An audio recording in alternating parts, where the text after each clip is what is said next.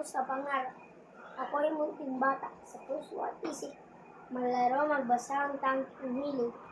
Lagi kong dalangin sa Ama sa langit.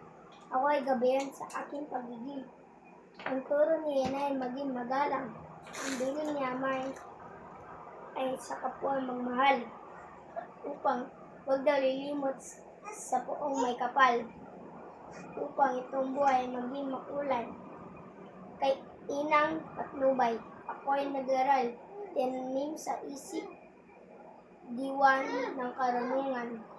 Ito raw ang unang hindi mananakaw, hindi malusunog, hindi malulusaw. Kaya sa paglipas ng mga panahon,